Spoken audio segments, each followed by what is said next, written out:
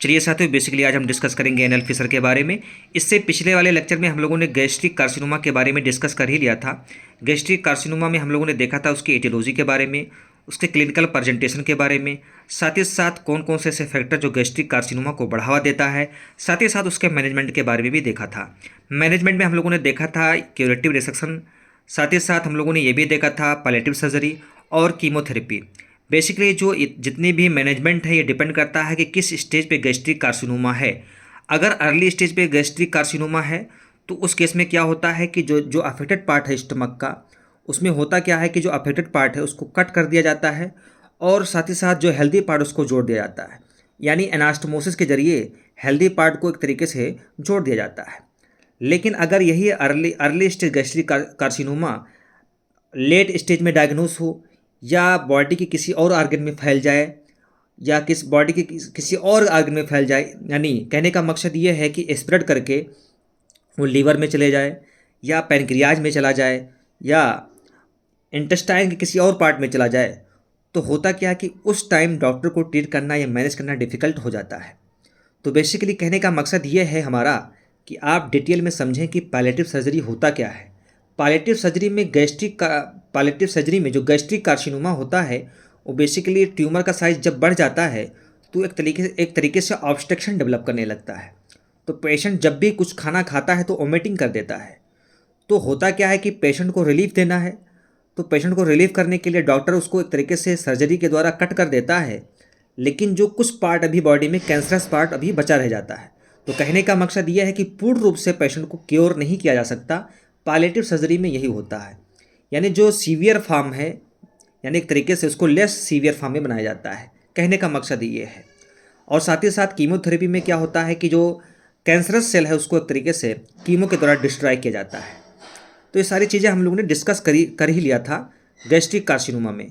और साथ ही साथ हम लोगों ने ये भी देखा था कि जो गैस्ट्रिक कार्सिनोमा है इसमें मोर्टेलिटी रेट इतना ज़्यादा क्यों है, क्योंकि ये बहुत ही लेट स्टेज में डायग्नोस होता है और इसकी प्रोग्नोसिस एक तरीके से बहुत ही पुअर होती है। ये सारी चीज़ें हम लोगों ने डिस्कस कर ही लिया था। हम बेसिकली डिस्कस करने जा रहे हैं एनएल फिशर के बारे में। एनएल फिशर में हम लोग डिटेल में डिस्कस करेंगे।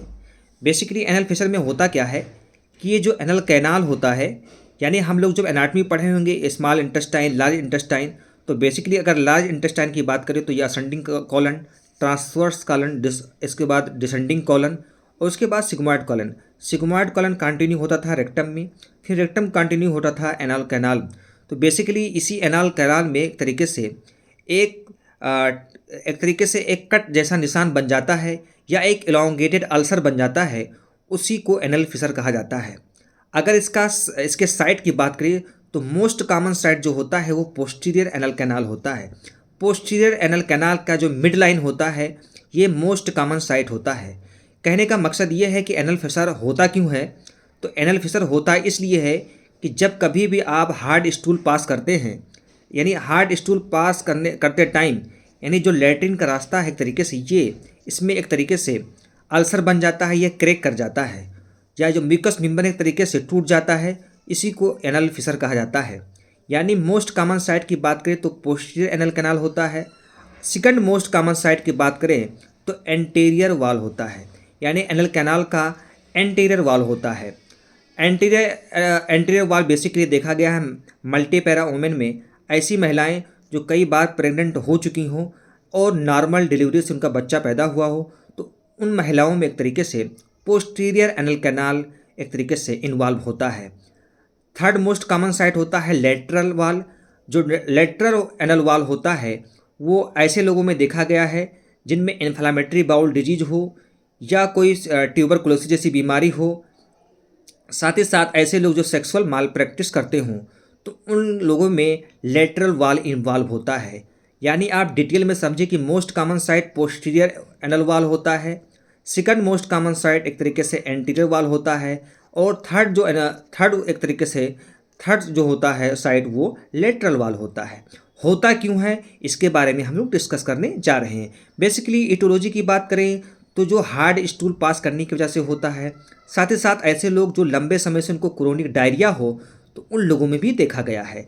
तो एनल फिशर में होता क्या है, बेसिकली एनल फिशर में इसलिए होता ही इसलिए है क्योंकि हमने बताया नहीं आपको कि हार्ड स्टूल पास करने की वजह से, क्रोनिक डायरिया की वजह से, इन्फ्लामेटरी बाउल डिजीज यानी क्रोन्स डिजीज, या सेक्सुअल माल प्रैक्टिस, या ऐसे लोग जो लंबे समय से लैक्जेटिव का इस्तेमाल करते हों, या ऐसे लोग जो एक तरीके से पास्ट में हेमरॉयडक्टोमी यानी एक तरीके से जब हेमरॉयड हुआ हो तो सर्जन जब उसको कट करता है तो स्किन का जो स्किन है एक तरीके से जो इन्वॉल्व होता है वो ज़्यादा स्किन रिमूव हो जाता है, तो उसके चलते भी देखा गया है कि एनल फिशर पाया जाता है। तो बेसिकली एटोलॉजी के बारे में हम लोगों ने देखा किस तरह ये होता है। साथ ही साथ जब एनल फिशर होता है तो इंटरनल इंस्पेक्टर भी स्पाज्म में चला जाता है, यानी जब हार्ड स्टूल जब पास करता है पेशेंट तो इंटरनल इंस्पेक्टर भी इन्वॉल्व हो जाता है। इंटरनल इंस्पेक्टर इन्वॉल्व होने की वजह से पेशेंट को और डिफ़िकल्टी होती है। तो जब कभी भी पेशेंट डेफिकेशन करता है या स्टूल पास करता है तो उसको एक तरीके से बर्निंग सेंसेशन होता है, बहुत एक तरीके से बहुत तेज़ पेन होता है, इतना तेज़ पेन होता है कि पेशेंट बर्दाश्त नहीं कर पाता, वो डेफिकेशन को एक तरीके से अवॉइड करता है। यानी कहने का मकसद ये है कि पेशेंट ये चाहता है कि हम स्टूल ही ना पास करें क्योंकि इतना ज़्यादा उसको पेन होता है। तो बेसिकली इसके मैनेजमेंट के बारे में भी डिस्कस करेंगे। मैनेजमेंट में एक तरीके से देखा जाए तो मेडिकल मैनेजमेंट भी होता है और सर्जिकल मैनेजमेंट होता है। ज़्यादातर केस मेडिकल मैनेजमेंट से ही एक तरीके से ट्रीट किया जाता है, बट अगर यही मेडिकल मैनेजमेंट जब फेल हो जाता है तो इसको सर्जरी के द्वारा इसको ठीक किया जाता है। एक एक चीज़ के बारे में हम लोग डिटेल में डिस्कस करेंगे और साथ ही साथ बिना स्किप किए हुए वीडियो आपको पूरा एक तरीके से ध्यान से समझना है। साथ ही साथ अगर हम बात करें इसके क्लिनिकल प्रेजेंटेशन के बारे में, यानी क्लिनिकल फीचर क्या होता है, तो बेसिकली अगर देखें तो ये बच्चों में या यंग लोगों में ज़्यादा पाया गया है। एल्डरली पीपल में एक तरीके से या ओल्ड एज के लोगों में ये कम देखने को मिला है। ओल्ड एज के लोगों में कम देखने को इसलिए मिलता है क्योंकि जो इंस्पेक्टर होता है या जो मसल्स होता है एक तरीके से उसकी टोनिसिटी डिक्रीज हो जाती है। टोनिसिटी डिक्रीज होने की वजह से एक तरीके से उन लोगों में एनल फिशर लेस कॉमन होता है बूढ़े लोगों में, लेकिन यंग या बच्चों में एक तरीके से ये मोर कॉमन होता है। तो आइए बेसिकली एक एक टॉपिक को हम डिस्कस करेंगे। तो आइए हम पढ़ते हैं, लाइन से समझते हैं कि एनल फिशर क्या होता है। इसको आप लाइन से समझिए कि anal fissure is defined as a tear or crack or an elongated ulcer in the long axis of lower anal canal. यानी कहने का मकसद है कि जो ये एनल कैनाल है, ये एनल कैनाल का जो लोअर पार्ट होता है उसका जो लॉन्ग एक्सिस होता है वहाँ पे क्रैक या टेयर जैसा स्ट्रक्चर बन जाता है या एलोंगेटेड अल्सर बन जाता है, उसी को एनल फिशर कहा जाता है। अगर इसके लोकेशन की बात करें, एग्जाम में आप लोकेशन में क्या लिखोगे? The commonest location are in the midline लाइन पोस्टीरियरली 90% इन द एनल कैनाल। यानी कॉमनेस्ट जो लोकेशन होता है वो पोस्टीरियर वाल होता है एनल कैनाल का, 90% केस में देखा गया है। जो पोस्टीरियर एनल कैनाल का जो मिड लाइन होता है वो कॉमनेस्ट लोकेशन है। द फ्रिक्वेंट यानी लोकेशन यानी सेकंड मोस्ट कॉमन लोकेशन कह लें, the second most common location anteriorly in multipara women. और जो लेटरल जो लोकेशन होता है वो बेसिकली लेटरल वाल, जो थर्ड मोस्ट कॉमन साइट जो होता है वो लेटरल वाल होता है। वो बेसिकली किस में पाया जाता है? मोस्टली इन्फ्लामेटरी बाउल डिजीज़ वाले लोगों में, या कोई इन्फेक्शन हो या सेक्सुअल माल प्रैक्टिस की वजह से। इसकी एटोलॉजी की बात करेंगे तो एटोलॉजी में हार्ट फिसीज पास के वजह से होता है, यानी कॉन्स्टिपेशन की वजह से होता है। Lack of fiber in diet, इस्टीमिया क्या होता है कि बेसिकली जो एनल कैनाल के आसपास का जो एरिया होता है, एनल कैनाल के आसपास की एरिया में अगर ब्लड सर्कुलेशन कम हो जाए तो बेसिकली कभी कभी क्या होता है कि उसकी वजह से भी पर्याप्त मात्रा में खून ना मिलने की वजह से भी एनल फिशर डेवलप हो जाता है। यानी वहाँ पे इन्फेक्शन वगैरह ज़्यादा चांस बनता है कि इन्फेक्शन हो, क्योंकि बेसिकली जब पूरा ब्लड सप्लाई हो जाती है तो बेसिकली उसकी वजह से क्या होता है, इन्फेक्शन होने का चांस बढ़ जाता है। साथ ही साथ एटोलॉजी पढ़ रहे हैं तो एटोलॉजी में क्या हुआ, इस्चीमिया, और पास्ट में कभी भी अगर वो हेमरॉयडक्टोमी, यानी हेमरॉयडक्टोमी में क्या होता है कि स्किन को जो सर्जन होता है कभी कभी मच स्किन रिमूव कर देता है, तो उसके चलते भी देखा गया है। इन्फ्लामेटरी बाउल डिजीज में भी देखा गया है, लाइक क्रोन्स डिजीज। साथ ही साथ सेक्सुअल माल प्रैक्टिस या लैक्सेटिव एब्यूज़, ऐसे लोग जो लंबे समय से लैक्सेटिव इस्तेमाल करते हों। हम बात करेंगे अब पैथोलॉजी के बारे में। हम लोगों ने इसके डेफिनेशन के बारे में डिस्कस किया, लोकेशन के बारे में डिस्कस किया और साथ ही साथ ईटियोलॉजी के बारे में डिस्कस कर लिया है। अब हम इसके पैथोलॉजी के बारे में डिस्कस करेंगे। पैथोलॉजी में हम लोग देखेंगे कि एक तरीके से एक्यूट एनल फिशर होता है और क्रोनिक एनल फिशर होता है। दोनों में अंतर क्या है आप समझिए। एक्यूट एनल फिशर में क्या होता है कि डीप टियर यानी जो उसकी जो गहराई होती है डीप होती है through the skin of the anal margin extending into the anal canal with little inflammatory induration and edema, यानी लिटिन इन्फ्लामेटरी इंडूरेशन पाया जाता है और एडिमा पाया जाता है। साथ ही साथ इसके साथ इंटरनल इंस्पेक्टर स्पाज में भी चला जाता है, यानी एनल फिशर के साथ साथ जो इंटरनल इंस्पेक्टर है वो भी स्पाज में चला जाता है। बट क्रोनिक एनल फिशर की बात करें तो इसका जो फीचर है क्रोनिक एनल फिशर में क्या होता है कि ये जो सेंटिनल पाइल पाया जाता है। क्रोनिक एनल फिशर में सेंटिनल पाइल पाया जाता है, साथ ही साथ हाइपरट्रॉफी पेपिला भी पाया जाता है। यानी इसका जो अगर हम बात करें तो क्रोनिक फिशर में आप ये लिख सकते हैं क्रोनिक एनल फिशर में सेंटिनल पाइल मिलता है और हेमरॉयड पेपिला मिलता है और अल्सरेटिव एक तरीके से एनल कैनाल मिलता है। ये तीन चीज़ आप बेसिकली क्रोनिक एनल फिशर में आप लिख सकते हैं। ठीक है, तो इतना आप लिखेंगे क्योंकि बेसिकली सेंटिनल पाइल्स क्या होता है। सेंटिनल पाइल बेसिकली जो ये पेरिनियल स्किन होता है, ये पेरिनियल स्किन बाहर की तरफ उभर जाता है, उसी को सेंटिनल पाइल बुलाता है। ये सेंटिनल पाइल ये एक तरीके से बेसिकली बनता क्यों है, ये बेसिकली अगर देखें तो ये एक तरीके से गार्ड करता है, जो फिशर बन गया उसको गार्ड करता है।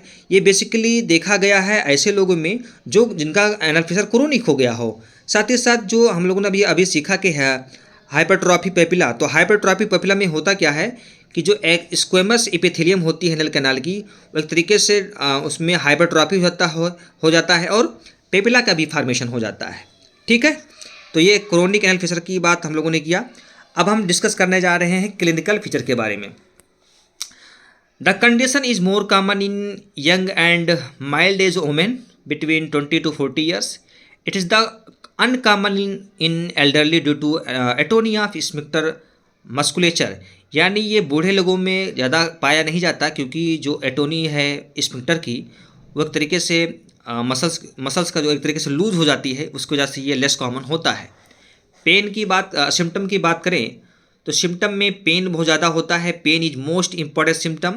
It is sharp burning in nature and start during defecation, यानी बहुत तेज़ पेशेंट को पेन होता है। पेशेंट को इतना तेज़ पेन होता है कि वो एक तरीके से असहनीय होता है ड्यूरिंग डिफिकेशन, और डिफिकेशन के 1 घंटे बाद भी पेन पेशेंट को कंटिन्यू रहता है। बेसिकली इसके और साथ ही साथ पेशेंट को कॉन्स्टिपेशन भी रहता है।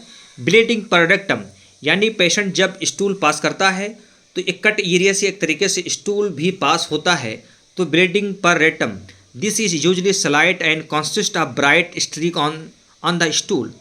कभी कभी पेशेंट में म्यूकस डिस्चार्ज भी होता है। अब हम बात करेंगे साइन की, तो हम जब पेशेंट को फिजिकल एग्जामिन करेंगे तो उसमें पेशेंट को हमको क्या मिलेगा, सेंटाइनल पाइल मिलेगा। सेंटाइनल पाइल मिलेगा, ये क्रोनिक केस में ज़्यादातर देखा गया है। साथ ही साथ tightly close and puckered anal opening मिलेगा। टाइटली क्लोज यानी इंटरनल इंस्पेक्टर स्पाज में चला जाता है, तो ये एक तरीके से पकर्ड एंड एनल ओपनिंग। साथ ही साथ हम जब डिजिटल एग्जामिन करेंगे पेशेंट का, तो डिजिटल एग्जामिन के दौरान पेशेंट में बहुत ज़्यादा पेन होता है, तो ये एग्जामिन बेसिकली अंडर एनेस्थीसिया में किया जाता है। टॉपिकल एनेस्थीसिया देकर पेशेंट को हम एक तरीके से डिजिटल एग्जामिन करते हैं। साथ ही साथ प्रोटोस्कोपी भी की जाती है, बट प्रोटोस्कोपी एक तरीके से एनल फिशर में कॉन्ट्रा इंडिकेटेड है। अगर इसको करना है तो जनरल एनेस्थीसिया के अंडर में करेंगे। बट यहाँ पे आप देखें कि जो बेसिकली देखा जाए तो अगर किसी भी पेशेंट को अगर एनल फिशर है तो पेशेंट का हम हिस्ट्री लेंगे, साथ ही साथ एग्जामिन करेंगे सुपरफिशियल, तो उसमें बेसिकली पता चल जाता है। तो best diagnosis by history and superficial clinical examination. अब अगर ये सारी चीज़ें हम लोगों ने डिस्कस कर ही लिया, इसके location, aetiology, pathology, sign symptom के बारे में डिस्कस कर ही लिया है। अब हम लोग डिस्कस करने जा रहे हैं इसके मैनेजमेंट के बारे में। मैनेजमेंट में क्या होता है, पेशेंट को एक तरीके से हम दो तरह का मैनेजमेंट देते हैं, मेडिकल मैनेजमेंट और सर्जिकल मैनेजमेंट। मेडिकल मैनेजमेंट में क्या होता है कि पेशेंट को हम उसका जो डाइट है एक तरीके से एडजस्टमेंट करते हैं। डाइट में हम पेशेंट को बोलते हैं कि आपको बहुत ज़्यादा यानी ऐसा खाना नहीं खाना जिसमें एक तरीके से प्रोटीन की क्वांटिटी ज़्यादा हो, यानी लेस फाइबर डाइट नहीं लेना है, आपको मोर फाइबर डाइट लेना है। डाइट में अपने एक तरीके से साग सब्जी या फल ज़्यादा खाना है। साथ ही साथ हम पेशेंट को रिकमेंड करते हैं माइल्ड लेग्जेटिव, यानी एक तरीके से लेग्जेटिव में पेशेंट को हम एक तरीके से स्टूल सॉफ्टनर वगैरह या ये सब घोल की भूसी भी आती है, या लेग्जेटिव में हम बेसिकली लैक्टोलोज रिकमेंड करते हैं। एंटीबायोटिक भी पेशेंट को रिकमेंड करते हैं, क्योंकि पेशेंट में जब एनल फिशर होता है तो कभी कभी एनारोबिक बैक्टीरिया वहाँ पे पनप जाते हैं, एक तरीके से वहाँ पे एडिमा या इन्फ्लामेशन क्रिएट कराते हैं। तो होता क्या है कि जो बैक्टीरिया है पनप जाता है, तो मेजर कॉम्प्लिकेशन को बचाने के लिए हम लोग एंटीबायोटिक भी पेशेंट को रिकमेंड करते हैं। तो उसमें बेसिकली मेट्रोनिडाजोल बेसिकली चला जाता है। साथ ही साथ पेशेंट को हम टॉपिकल एनेस्थेटिक क्रीम भी देते हैं। टॉपिकल एनेस्थेटिक क्रीम में बेसिकली ज़ाइलोकेन या लिडोकेन रिकमेंड किया जाता है। पेशेंट को बोला जाता है कि आपको अगर डेफिकेशन करना है तो उससे पहले आप इस ज़ाइलोकेन को अपने एनल पार्ट में लगा लें, ताकि आपको डेफिकेशन करते वक्त कोई पेन वगैरह ना हो। साथ ही साथ पेशेंट को हम सिट्ज बाथ के लिए भी बोलते हैं। सिट्ज बाथ में क्या होता है कि पेशेंट को एक ट्यूब में बोला जाता है, एक टब में बैठने को बोला जाता है, और उस टब में बेसिकली पानी, यानी जो पानी होता है एक ल्यूक वार्म वाटर होता है। साथ ही साथ उसमें बेसिकली एंटीसेप्टिक सॉल्यूशन मिलाकर और पेशेंट को एक तरीके से बैठने को बोला जाता है। पेशेंट इस तरह बैठता है कि उसमें जो हिप पोर्शन होता है पेशेंट का वो पानी में होता है, तो बेसिकली ये इन्फ्लामेशन को कम करता है। तो सिट्ज बाथ से ही पेशेंट को एक तरीके से रिलीफ मिल जाता है। अगर पेशेंट को रिलीफ नहीं मिलता है तो फिर हम मेडिकल मैनेजमेंट में बहुत सारे एंटीबायोटिक या मेडिसिन भी ऐड करते हैं। साथ ही साथ एनल फिशर में जो इंटरनल स्फिंक्टर है वो कभी कभी एक तरीके से स्पाज में चला जाता है, तो इसको मेडिसिन के जरिए भी एक तरीके से रिलैक्स किया जाता है। मेडिसिन जो आती है इस स्फिंक्टर को रिलैक्स करने के लिए, वो बेसिकली ग्लिसरील ट्राइनाइट्रेट आता है। ये ग्लिसरील ट्राइनाइट्रेट बेसिकली लोकली पेशेंट को बोला जाता है लगाने के लिए। 2% वाला जो ग्लिसरील ट्राइनाइट्रेट है वो बेसिकली पेशेंट को बोला जाता है। साथ ही साथ ग्लिसरील ट्राइनाइट्रेट के साथ निफेडेपिन ऑइंटमेंट भी पेशेंट को बोला जाता है। निफेडेपिन जो होता है बेसिकली कैल्शियम चैनल ब्लॉकर है। साथ ही साथ ये आसपास की जो मसल्स होती हैं या ब्लड होती हैं उसको डायलेट कर देती हैं, ताकि यहाँ का जो सर्कुलेशन है वो एक तरीके से अच्छा हो पाए और हीलिंग प्रोसेस जो है एक तरीके से फास्ट हो जाए। तो बेसिकली होता क्या है कि जो ये स्फिंक्टर है वो स्पाज में चला गया है, तो उसके वजह से आसपास की खून की नली जो होती है वो उसमें कंस्ट्रिक्शन हो जाता है, सिकुड़ जाती हैं। तो उसके सिकुड़न को एक तरीके से रिलैक्स करने के लिए बेसिकली निफेडेपिन चलाया जाता है। साथ ही साथ बोटुलाइनम टॉक्सिन भी दिया जाता है इंजेक्शन के फॉर्म में। अगर ये सब सारी चीज़ें नहीं काम कर रही हैं तो प्यूरिफाइड बोटुलाइनम टॉक्सिन इंजेक्शन भी पेशेंट को लगाया जाता है। ये बोटुलाइनम टॉक्सिन बेसिकली एंटी कोलिनर्जिक इसका इफेक्ट होता है। ये बेसिकली जो इंटरनल इंस्पेक्टर है उसको एक तरीके से टेम्परेरी एक तरीके से पैरालाइज कर देता है। अगर ये जितना भी हम लोगों ने भी सीखा ये मेडिकल मैनेजमेंट में, अगर ये फेल हो जाता है तो फिर हम एक तरीके से ऑपरेटिव ट्रीटमेंट देते हैं। ऑपरेटिव ट्रीटमेंट में क्या होता है कि जो इंटरनल इंस्पेक्टर होता है बेसिकली वो स्पाज में चला जाता है। जब मेडिकल मैनेजमेंट फेल हो जाता है तो ऑपरेशन के जरिए या सर्जरी के जरिए जो इंस्पेक्टर होता है उसको कट किया जाता है। यानी जो इसमें बेसिकली स्फिंक्टरोटमी की जाती है। स्फिंक्टरोटमी में क्या होता है कि जो स्फिंक्टर है उसके लेटरल साइड को कट कर दिया जाता है ना। तो होता क्या है कि ये एक तरीके से फिर रिलैक्स हो जाता है, तो पेशेंट को काफ़ी रिलीफ मिलता है। साथ ही साथ पेशेंट को ये भी बोला जाता है कि अभी आपको स्फिंक्टरोटमी हुई है तो आपको क्या करना है कि 3 हफ्ते या 4 हफ्ते तक आपको एंटीबायोटिक भी खानी पड़ेगी। साथ ही साथ आपको लेग्जेटिव भी लेना पड़ेगा, और आपको एक तरीके से अवॉइड करना पड़ेगा कि आपको कभी कॉन्स्टिपेशन ना हो, तो इसलिए सारी चीज़ें पेशेंट को जब ये कर दी जाती है तो बताया जाता है कि ताकि उसको कॉम्प्लिकेशन कोई ना हो। तो ये सारी चीज़ें हम लोगों ने आइए इस पैराग्राफ से हम लोग समझ लें। बेसिकली होता क्या है कि ट्रीटमेंट आप एनल फिशर में देखें तो एनल फिशर में होता क्या है कि जो एनल फिशर है वो बेसिकली फिशरेक्टोमी के जरिए भी कट करके निकाला जाता है। साथ ही साथ जो एनल इंस्पेक्टर है वो जब स्पाज्म में चला गया है तो उसको मेडिकली रिलैक्स किया जाता है और सर्जिकली भी रिलैक्स किया जाता है। मेडिकली में क्या होता है कि ग्लिसरीन ट्राइनाइट्रेट जो है एक तरीके से ऑइंटमेंट है 2% पेशेंट को लगाने को बोला जाता है। साथ ही साथ निफेडेपिन ऑइंटमेंट भी पेशेंट को बोला जाता है। और एक इंजेक्शन होता है प्यूरिफाइड बोट्युलिनम। ये प्यूरिफाइड बोट्युलिनम एक तरीके से एंटीकोलिनर्जिक होता है जो इंटरनल इंस्पेक्टर को एक तरीके से टेम्परेरी पैरालाइज कर देता है। साथ ही साथ ये जो सर्जिकली कर देखें, अगर ये मेडिकली मैनेजमेंट फेल हो जाता है तो सर्जरी में क्या होता है कि पेशेंट का जो इंस्पेक्टर है उसको कट कर दिया जाता है, यानी साइड टू साइड कट करके उसके एक तरीके से जो स्पाज्म हो गया है उसको रिलैक्स किया जाता है। तो लेटरल इंटरनल स्फिंक्टरेक्टोमी की जाती है। इसमें पेशेंट को एक तरीके से इसका कॉम्प्लिकेशन क्या होता है कि पेशेंट को अगर पेशेंट फिर दोबारा से कॉन्स्टिपेटेड हो जाता है या पेशेंट बेसिकली दोबारा से हार्ड स्टूल पास करने लगता है तो दोबारा से ये एक तरीके से एनल फिशर पनप जाता है या दोबारा से एक तरीके से इंटरनल इंस्पेक्टर स्पाज्म में चला जाता है। तो पेशेंट को बताया जाता है कि अभी आपकी सर्जरी हुई है तो कम से कम महीना 2 महीना आपको लैक्सेटिव या ऐसी मेडिसिन खानी पड़ेगी। साथ ही साथ आपको अपने खाने में डाइटरी फाइबर क्वांटिटी को बढ़ाना पड़ेगा ताकि आपको एक तरीके से मेजर कॉम्प्लिकेशन ना होने पाए। ये सारी चीज़ें हम लोगों ने एनल फिशर के बारे में डिस्कस किया। आई होप आप लोगों को समझ में आया होगा। Thank you very much.